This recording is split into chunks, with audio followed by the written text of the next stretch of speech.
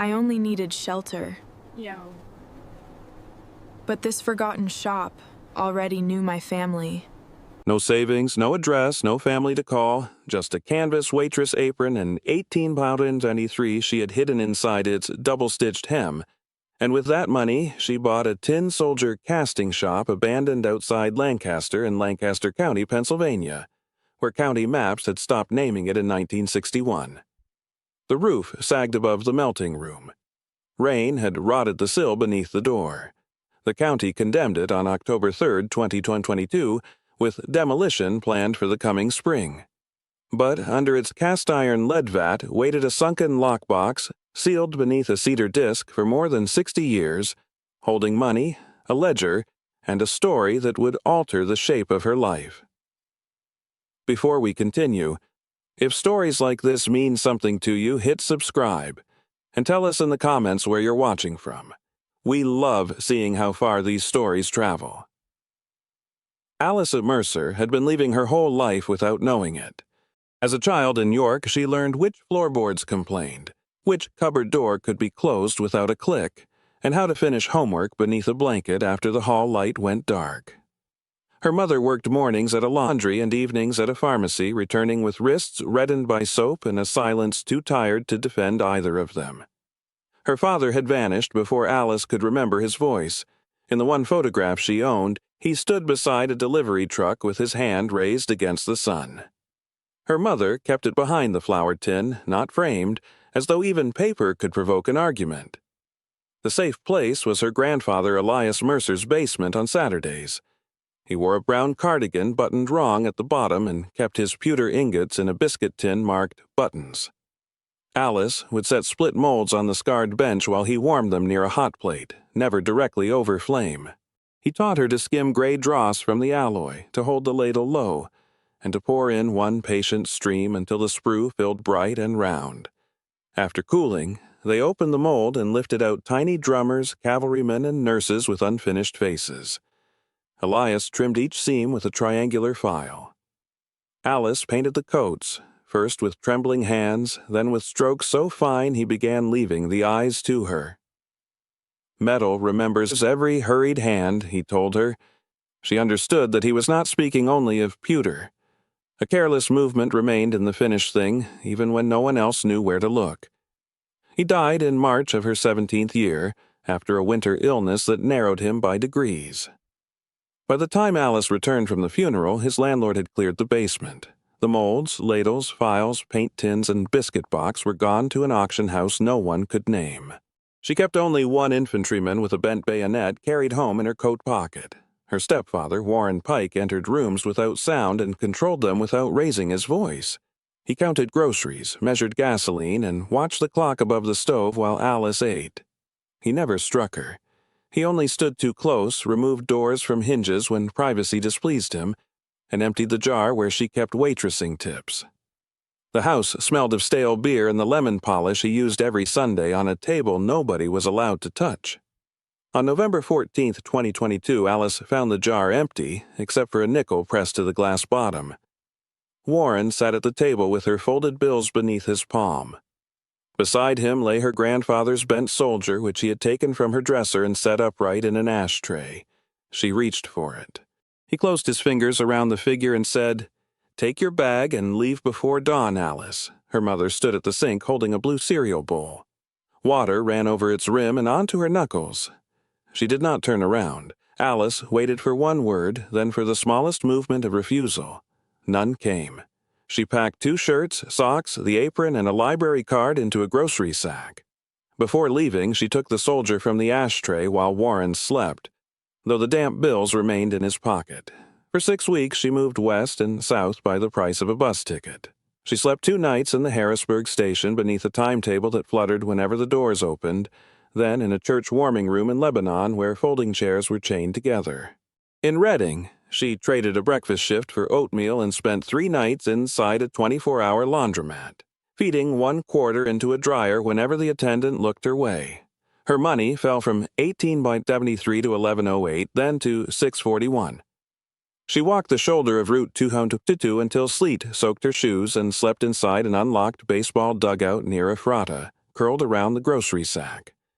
By Christmas week, she had 462 and a cough that made strangers glance aside. The Ephrata Public Library opened at 10. Alice entered when the custodian turned the key and sat near a radiator until feeling returned to her fingers. On a corkboard beside the copier, beneath tutoring notices and a card offering free canning jars, she saw a county classified clipped from the Intelligencer Journal. Condemned commercial outbuilding, tax title transfer, $4. Buyer assumes all liability. Someone had circled the address in pencil. She read the notice 3 times, then asked the reference librarian for a road map. $4 would leave 62 cents. It was not a plan any sensible person would call safe, but it had a deed, a door, and a place where no one knew to search for her. At noon, Alice folded the clipping around her grandfather's soldier and walked toward the bus depot, carrying nearly everything she owned in one hand. By nightfall, the $4 shop was waiting at the end of a road she had never seen. The last bus carried Alice north through a landscape stripped to winter bones. She rode as far as Lidditz with her forehead against the cold glass, then walked 8 miles east, past harvested fields and dairy barns gone blue in the dusk. When sleet began, she climbed through a loose door into a hay barn and buried her hands beneath her arms. The temperature fell to 27 degrees. Mice worked inside the bales, and near midnight a horse struck the adjoining wall with one heavy hoof. Alice slept in pieces. By morning, her socks had stiffened at the toes. She walked until chimneys appeared above the fields and entered Millport after 9.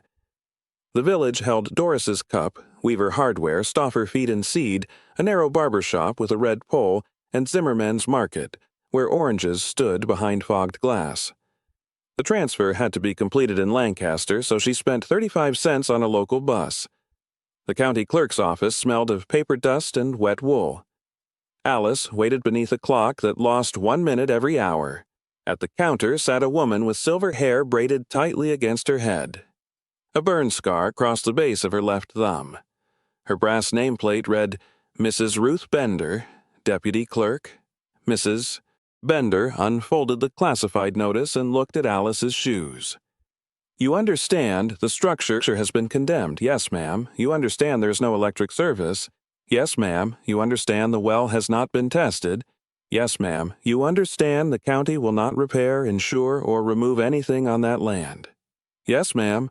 And you have $4. Alice placed 4 worn singles beside the ink pad. The deed was 2 pages. She signed where the clerk tapped, her name wavering once at the M, then steadied. Mrs. Bender pressed a brass stamp into red ink and brought it down with a sound like a small door closing. Millport Road to Creek Lane, she said. Past the Mennonite Cemetery, left at the stone bridge. The parcel begins at the second walnut tree. She slid the deed forward but kept one hand on it. Mercer, she said. Your grandfather was Elias Mercer? Alice looked up. He came here around 1990 asking about that shop. Had a photograph and a box of cast figures. Said his mother's people had worked there. He never told me. He may not have known enough to tell. Mrs. Bender opened a thin folder and removed a yellow card. In faded pencil, it read E. Mercer, Family Inquiry. No transfer completed. He paid the search fee, she said. Then he never came back. Alice touched the grocery sack at her feet, feeling the outline of the bent soldier through the cloth. The clerk folded the card inside the deed and placed both in a brown envelope. Your dollars stay with the county. I know. One may stay in my drawer a while. By early afternoon, Alice was walking east on Millport Road. Wind moved through the bare hedges in papery waves. Near the stone bridge, an old man in green coveralls repaired a leaning mailbox. He had one cloudy eye and held 3 nails between his lips. You're headed to the casting place, he said. Alice nodded. Roof's worse than it looks. Most things are, he pointed with his hammer. Creek Lane. Dog barks, but she won't cross the ditch. The dog appeared soon after, broad and black with a white muzzle. She paced Alice beside a red farmhouse, barking until the ditch then stopped. Beyond her, walnut trees stood in 2 uneven rows, their branches black against the afternoon. The shop waited behind them. It was a corrugated metal shed about 24 feet wide and 40 feet long, set on a low fieldstone foundation. Rust had eaten the lower panels into lace. The roof bowed along the ridge, and a brick chimney leaned west as though listening to the creak. Above the double doors hung a peeling sign with 3 readable words, Mercer and Sons Casting. Alice stood still. Her surname was not common enough to explain away. The county had cut the padlock, leaving a bright scar in the iron. She pushed one door with her shoulder. It opened 6 inches, stopped, then yielded with a groan through the rafters. Inside, the air tasted metallic. Oxidized lead, damp pine, mouse droppings, and old ash had settled into a smell too dense to belong to one decade. Her boot disturbed gray dust. Water tapped into a bucket somewhere ahead. The front room held a counter, 2 shelves, and a pot-bellied stove with its door hanging open. Light entered through cracked panes and crossed the floor in pale bars. Beneath the dust, the counter was walnut, worn hollow where coins had once been counted. The back room was colder. A cast-iron melting vat stood beneath the chimney hood, black and broad as a baptismal basin. Around it waited work tables, mold racks, a hand vise, and shelves crowded with dark shapes. Alice touched the vat. Cold bit so sharply into her palm that she pulled away. Beneath the metal smell lingered a trace of linseed oil. She found no food, no lamp, and no water except what leaked through the roof. At dusk, she carried flattened cardboard into the driest corner and laid her spare shirt beneath her head. Wind entered at the sill and moved over her face. Before darkness closed, Alice set the bent pewter soldier upright on the walnut counter. Its damaged bayonet caught the last line of window light. She ate half a peppermint from her apron pocket and listened to the building settle. 1 creak near the stove, 2 in the rafters, then a soft knock beneath the backroom floor. Small acts of imagination can sustain people through the darkest times. For 3 days, Alice learned the shop by necessity. The well stood beyond the walnut trees beneath warped boards and a rusted hand pump. She primed it with rainwater, worked the handle until brown water cleared to a cold mineral stream, and boiled every pail. The outhouse leaned toward the creek but held. At night, she memorized the floor's language. 1 complaint near the counter, 2 ticks beside the stove, and a hollow answer whenever she crossed behind the vat. On the 4th morning, she walked to Weaver Hardware. Samuel Weaver had eyebrows white as flour and kept a carpenter's pencil behind each ear. His store smelled of rope, kerosene, and oiled steel. "I own the old Mercer shop," Alice said. "I need chimney brushes, stove cement, lamp oil, and whatever $4 will buy." Samuel read the deed. $4 won't warm that building." "I know. You workin'? Not yet." He drew a ledger from beneath the counter. "Credit through March. No interest. You pay when you can. Why?" "Elias Mercer repaired my daughter's music box and refused payment." He wrote Alice Mercer across a fresh page, then gave her a worn copy of Home Repairs for Rural Buildings. Buildings free. Mouse already ate Chapter 7. She left with a 6-inch wire brush for $3.25, jointed chimney rods for $4.80, furnace cement for $1.35, lamp oil for 69 cents, a scraper for 95 cents, and matches for 24 cents. Samuel entered every figure in an exact hand. The chimney took 9 hours across 2 days. Alice removed the stovepipe section by section and tapped each length over a feed sack. Creosote fell like black bark. From the roof she fed the brush downward in 3-foot lengths, turning clockwise so the joints would not loosen. The first pass stopped above the smoke shelf. She withdrew it and worked from below with the scraper until a glazed ridge broke free like crockery. Soot entered her cuffs and blackened the lines beside her nose. She brushed again, then shone a mirror through the cleanout until a clear circle of sky appeared. After patching 2 stove seams, she waited overnight and built a test fire from walnut twigs and 1 split length of oak Samuel had tied to her bundle. Smoke climbed without spilling. The iron warmed slowly, breathing out the bitter odor of old dust. Alice boiled well water and cooked oatmeal in a dented saucepan found beneath the counter. She ate on the floor with the bowl held in both hands. Heat and daylight made the workroom legible. On the main bench lay a pouring ladle with a charred handle, a brass scale missing 1 pan, and 3 split slate molds bound with wire. A rack held 7 hand files worn smooth by fingers. Near the wall stood a foot-powered buffing wheel with a cracked leather belt.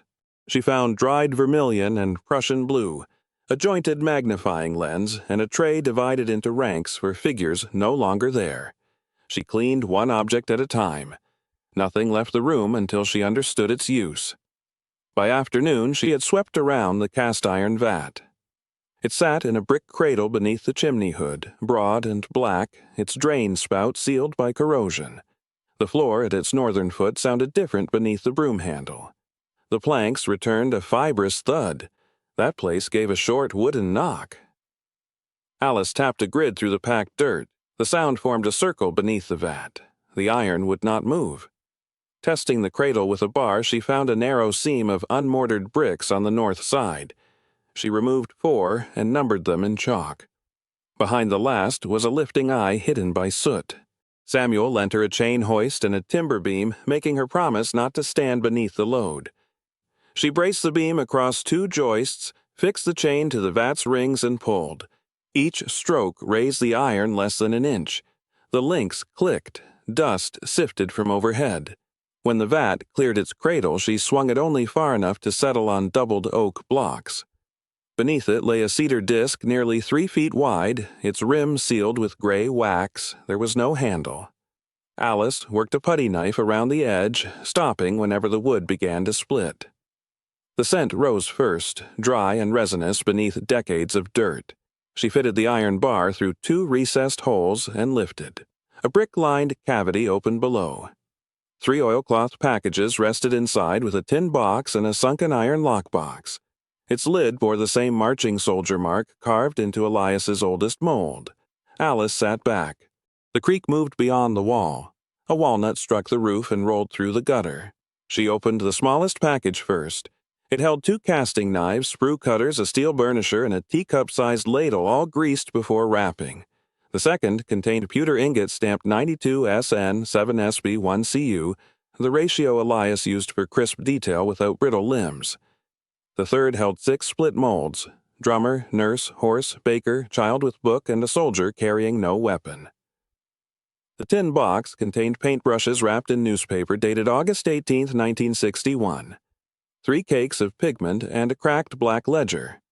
Alice left the ledger closed. The lockbox was heavier than it looked. Its key had been wired beneath the cedar disc. She cleaned it with lamp oil, turned it twice, and lifted the lid against a seal of hardened felt. Canvas bank sacks filled the interior. She carried them to the front counter, bolted the door, and kept the stove low. One sack held silver certificates and Federal Reserve notes. Another held paper rolls of Morgan dollars, Walking Liberty, half-dollars, Mercury dimes, and wheat pennies darkened almost black. The third held mixed bills and a velvet case. Inside the case lay a Purple Heart engraved Thomas A. Mercer, 1944. Alice counted slowly, recording subtotals on the repair manual. She counted once before midnight and again after washing her hands. The bills came to $24,080. The coins, using the values penciled on their wrappers, came to $3,220. The total was $27,400. She placed the sacks beneath the counter and the metal above them.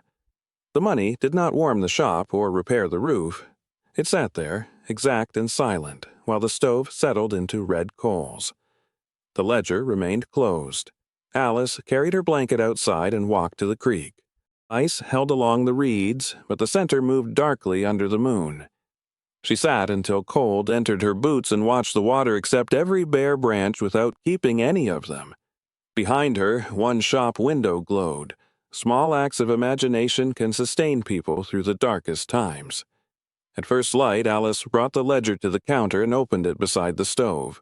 A folded envelope lay between the first 2 pages.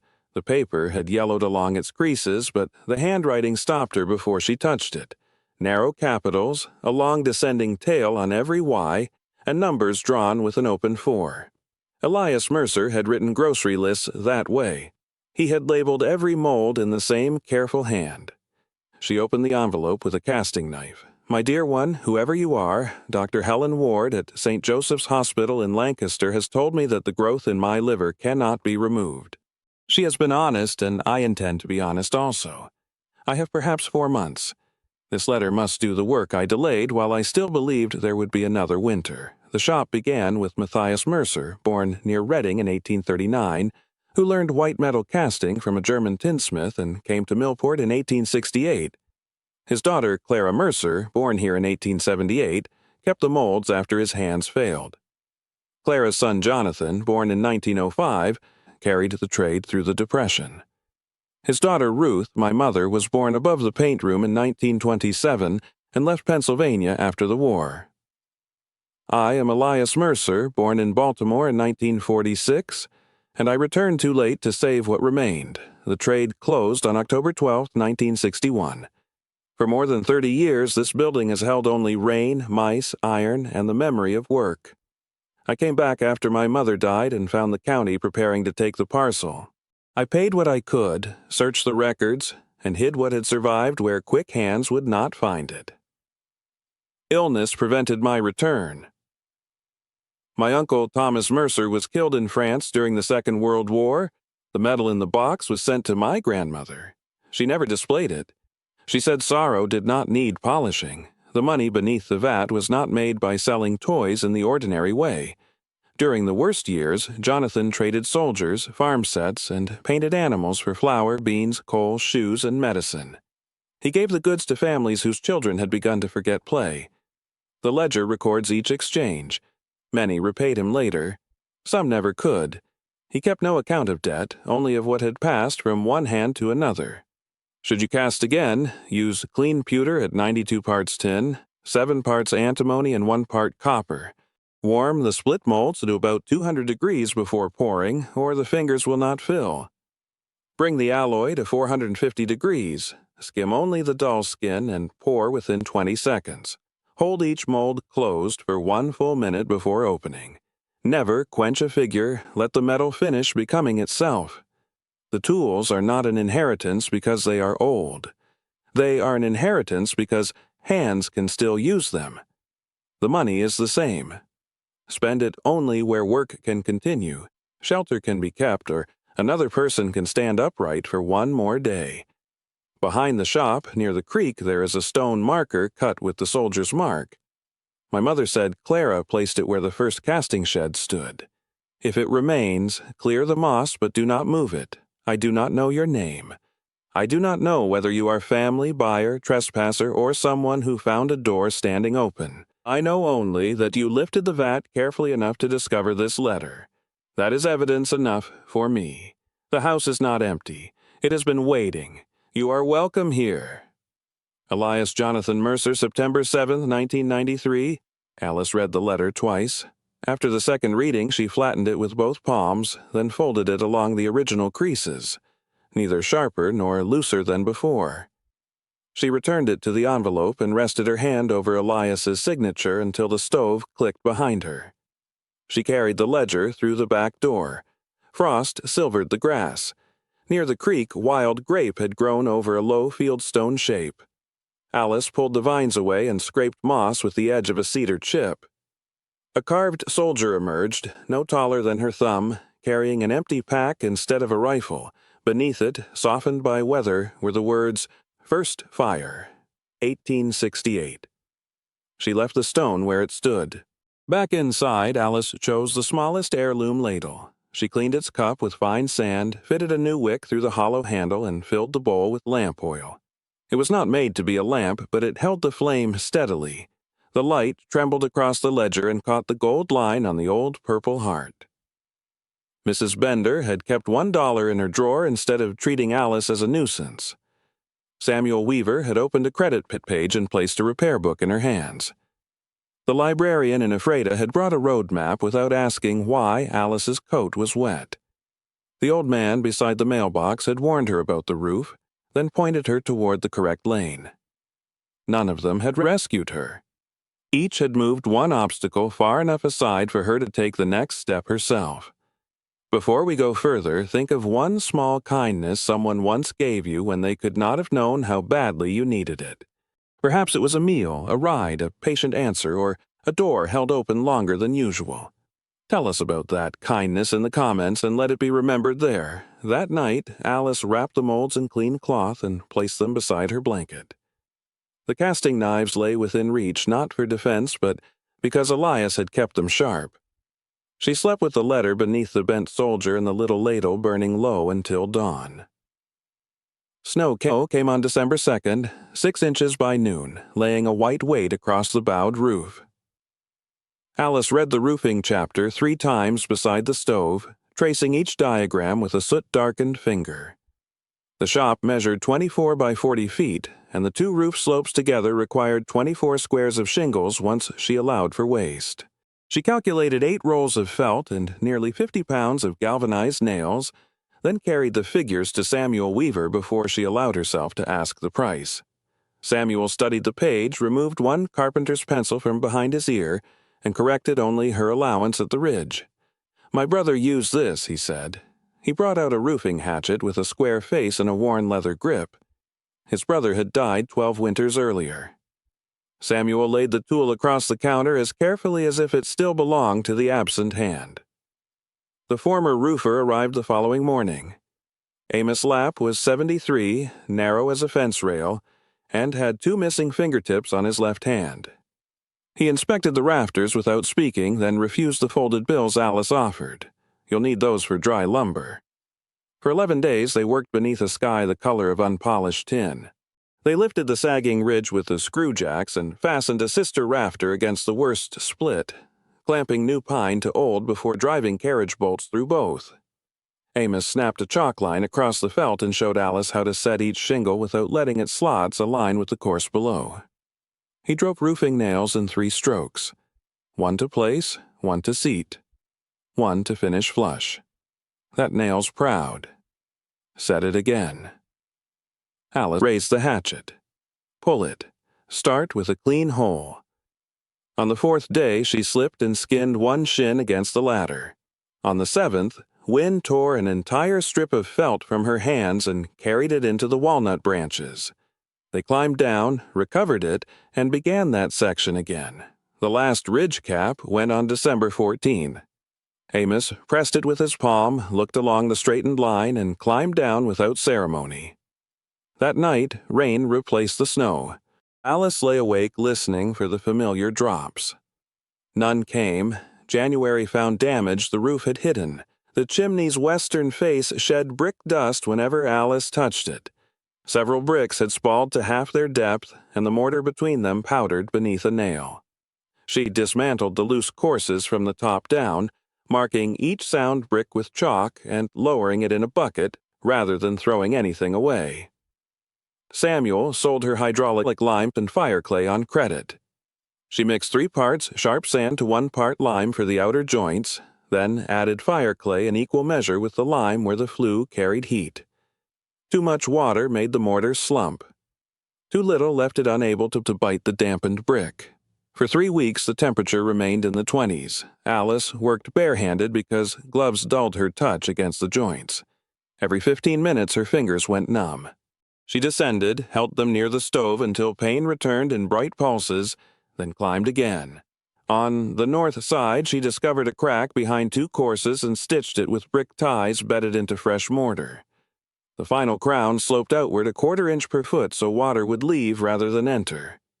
She covered it with damp burlap and kept it from freezing through 2 bitter nights by wrapping the upper stack in old quilts. On January 29th, Samuel and Amos stood in the workroom while Alice lit a test fire. She fed it slowly, first paper, then pine, then seasoned oak. Smoke entered the flue and rose cleanly. Outside, it left the chimney in 1 straight gray column. The floor waited beneath everything. White pine planks ran the length of the front room, fastened with hand-cut rosehead nails whose heads had darkened nearly level with the wood. Alice set every loose nail with a punch before renting Samuel's random orbit sander for $14 a day. The machine pulled against her arms like a stubborn animal.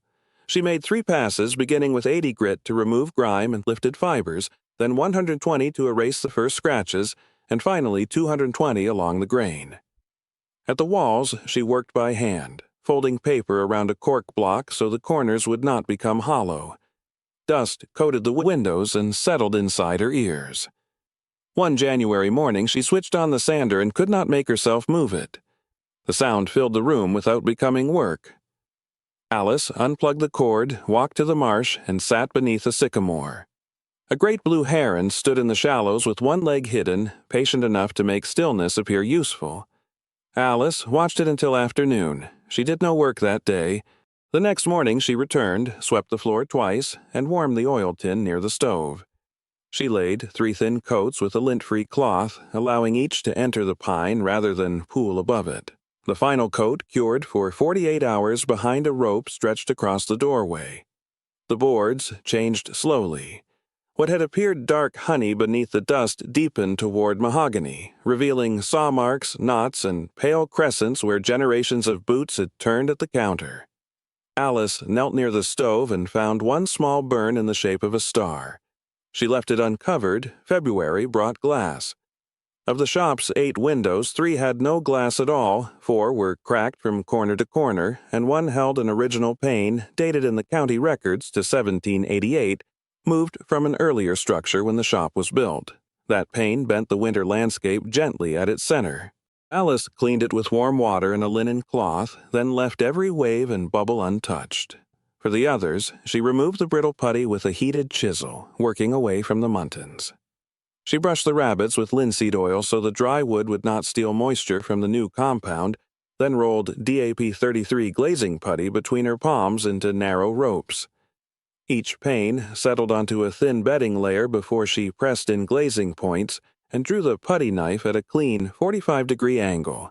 The lower sash on the eastern wall would not rise. Inside its pocket, the old cord had rotted to lint.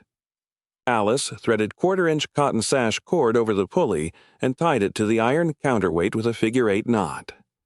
The weight descended into darkness. The sash lifted and remained where she placed it. She repaired the final window on February 26th. As she smoothed the last putty line, a chickadee landed on the walnut branch outside. It turned once, black cap bright against the snow, and tapped the branch with one small foot. Alice lowered the knife and watched until it flew. By late February, the walls had begun to shed their skin. Horsehair plaster clung to hand-split oak lath in islands, firm in some places and hollow in others. Alice repaired the chimney wall first and failed 3 times. The first patch cracked overnight. The second sagged. The third dried too quickly and loosened beneath her thumb. Samuel brought an old burlap bag from his loft. "Horsehair," he said. "My father kept everything." Alice washed the fibers, teased them apart, and mixed them into lime plaster until each handful bound without clumping. She dampened the lath before pressing on a scored scratch coat. Over that went a 3/8-inch brown coat, ruled flat and left to cure for 72 hours. The finished coat was 1/8 inch, smooth enough to take light without pretending to be new. When the last wall had set, she pressed her palm against the repaired place near the chimney. "These patches will hold another 100 years." Doris began leaving paper bags on the doorstep. She owned Doris's cup and wore a silver coffee pot pin at her collar. The bags held biscuits wrapped in waxed paper, soup in jars, or 2 slices of apple cake with the browned edges left on. Whenever Alice tried to pay, Doris closed her fingers around the coins and returned them. In candles, when the shop reopens, Caleb arrived one Saturday on a red Schwinn. A splitting maul balanced across the handlebars. He was 16, with one front tooth chipped into a neat white corner. Without asking, he split the storm-fallen walnut limb behind the outhouse and stacked the wood beneath the eaves. Alice offered him $1. He shook his head. "My mother said, about your grandfather." Then he mounted the bicycle and rode away before she could ask what his mother had said. Reverend Boyd passed each morning in a black coat polished at the elbows. He was tall, walked with a walnut cane, and tipped his hat without slowing. On the coldest day of the month, he stopped beside the repaired chimney, placed 2 fingers against the brick, and looked toward the roof. "Keep her standing, Lord." 4 words. Then he went on. Alice had postponed the cellar until February 11th. The hatch beneath the workbench opened onto 7 granite steps, each worn at the center. Below lay a 12 by 15-foot room with fieldstone walls and a floor of fitted slabs. Water had entered along the eastern seam, but the joists were sound. At the center rested one dressed granite block bearing the carved soldier mark. Alice swept around it and tested its edges with the heel of her hand. It did not move. Elias had written nothing about a stone beneath the shop, and she had already learned that not every hidden thing needed to be opened simply because it could be found. She left the slab in place. Under the third step, a strip of rotted cloth caught on her broom. Behind it sat a small oak box wedged into the stone. The lid opened without a lock. Inside lay a brass key whose bow had been shaped into the outline of a marching soldier. Beneath it was a tintype wrapped in black paper. The photograph showed a young woman standing outside the shop in the summer of 1903. She wore a white blouse with rolled sleeves and held a casting ladle against her hip. The doors, chimney, and walnut trees were younger, but the woman's face stopped Alice's breathing. The level brows, narrow chin, and uneven left eyelid were her own. On the back, scratched into the metal, were the words Clara Mercer, daughter of Matthias, age 25, summer of 1903. Alice carried the key upstairs and placed it on the mantel. She tried it in the lockbox, the front door, the ledger clasp, and the drawers beneath the casting bench. It fit none of them. There it remained. March softened the fields by degrees. Snow withdrew into the shade of stone walls. The creek grew loud with meltwater, and pale walnut catkins lengthened above the roof. Alice cleaned the molds but did not begin the full trade that spring. She chose 1 wheat penny from the cash and decided its value would buy only practice. A little tin, antimony, copper, pigment, and scrap wood for small test frames. She would learn the heat again before asking the old molds to hold anything permanent. The house was patient. So was she. 2 winters later, on December 8, 2024, Alice poured the first figure she intended to keep. It was not a soldier. The mold showed a girl in a plain coat carrying a loaf beneath one arm and a small wooden horse beneath the other. Alice warmed the slate to 200 degrees, brought the alloy to 450, skimmed the dull skin, and poured before the metal lost its brightness. She held the mold closed for 1 minute, then set it on the bench. When she opened it, the loaf had filled cleanly. So had the girl's fingers. Alice trimmed the sprue, filed the seam, and painted the coat a muted blue. She left the face unvarnished until morning, when window light was honest. The restored shop had become spare rather than polished. The walnut counter remained hollowed by old coins. The pine floor showed its burn mark beside the stove. Clean molds stood on open shelves, and the heirloom ladle still served as a lamp. The original window pane bent the creek into a silver curve. The brass key waited on the mantel until the following spring. Caleb, older now and broader through the shoulders, came to repair the fence beside the walnut trees. While setting a post, he struck something iron beneath the bark of the oldest trunk. A rectangular plate had been fixed there so long that the tree had grown around its edges. Alice brushed away moss and found a keyhole beneath the soldier mark. The brass key turned once. Behind the plate was a narrow cavity lined with tin. Inside lay a folded 48-star American flag, protected by waxed cloth, and a note written in Clara Mercer's hand. July 18, 1918. Jonathan has gone to France, and influenza has reached Philadelphia. I have placed this flag where the walnut will keep it dry. If he returns, it belongs to him. If he does not, let it remain folded until someone understands that a flag may honor the living work left behind as much as the dead. The molds must stay with the shop. The children came today for farm animals. We cast 6 horses and 4 hens, though coal is dear. My father says the furnace should not burn for toys in wartime. I believe that is when it must burn. Clara Mercer Alice read the note beneath the tree. Then she folded it along its old lines and returned it to the flag. The cavity stayed open only long enough for air to pass through it. She wrapped both objects in fresh cotton and carried them into the shop, where they rested beside Elias's letter rather than on display. Thomas Mercer's Purple Heart went elsewhere. On June 6, 2025, Alice carried it to Indiantown Gap National Cemetery, where county records showed that his name had been placed on a family memorial after his remains were never recovered. She set the case beneath the engraved stone on the anniversary of the Normandy landings and stood until the morning service had ended. She did not leave the medal unattended. Afterward, she brought it home and placed it in an archival box with a copy of his service record and Clara's note. Of the $27,400, Alice used 4 coins. 1 wheat penny bought her first practice medal. A Morgan dollar paid Samuel toward the oldest line in his credit ledger, though he protested its collector's value. One Mercury dime was sealed into the repaired chimney crown with a date scratched beside it. The fourth coin, a Walking Liberty $half, paid for the oak from which Caleb carved the new sign. The remaining money returned to the iron lockbox. Alice added a sheet listing every repair paid for by her own wages and every gift that had been given freely. Across the top she wrote for the next one.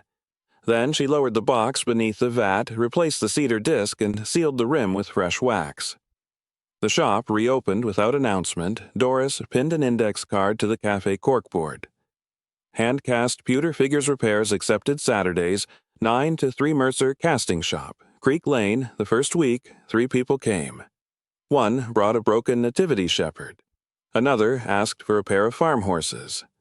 The third only wanted to see the shop his grandmother remembered. By spring, Alice kept a mailing list of 43 names in the back of the old ledger.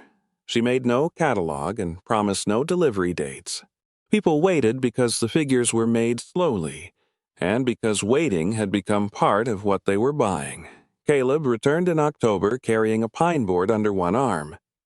He had grown a beard that appeared darker on one side. Without explanation, he climbed a ladder and removed the old sign from above the doors. He set the new one in its place. Mercer and Daughters. Casting. The letters were hand-carved. The final 2 words stood slightly smaller as though added by a careful later hand. Alice looked up at him. There were never daughters on the old sign. There are now. He climbed down and refused the $half until she told him it was not payment for labor. It was the first money the new sign had earned. That winter, Alice began a letter of her own. She wrote at the walnut counter in the evening using the same narrow capital letters Elias had taught her when he labeled molds. She recorded the roof dimensions, the plaster ratios, the true depth of the well, and the place where the floor complained before a storm. She described Samuel's credit page, Doris's paper bags, Amos's roofing hatchet, Caleb's sign, and Reverend Boyd's forward prayer. At the top she wrote, "My dear one, whoever you are," she did not know who might read it or when. That was no longer the point. The letter was a tool, and a tool had value only when it could pass into another hand. Near the final page, she described Jonathan trading painted soldiers for flour, Clara casting hens during wartime, and Elias hiding what remained beneath the vat. Small acts of imagination can sustain people through the darkest times. Alice folded the unfinished letter and placed it beneath the bent infantryman from her grandfather's basement.